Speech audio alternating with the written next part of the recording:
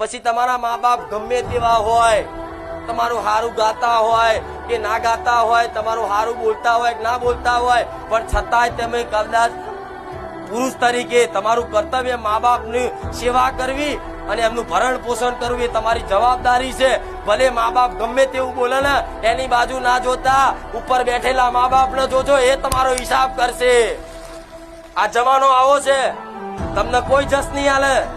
તમે ગમે તેટલા હારા કદાચ રહેશો ને, 4 ભાઈ હશો ને 4 માંથી તમે એકલા જ તે મા બાપ ની સેવા કરતા છો, મા બાપ નું ભલું વિચારતા છો ને, એ જ મા બાપ તમારું બહાર જઈ અને તમારું જ ખોટું ગાતા હશે. આજનો જમાનો એવો છે, આજની માયા એવી છે, તમને જસ નહીં આલે એટલે તમે દુખી થાઓ કે આટલું બધું એના હાથર કરું છું, મને થોડી મને જસ નહીં આલતા, મારી ખોટી વાતો કરે છે.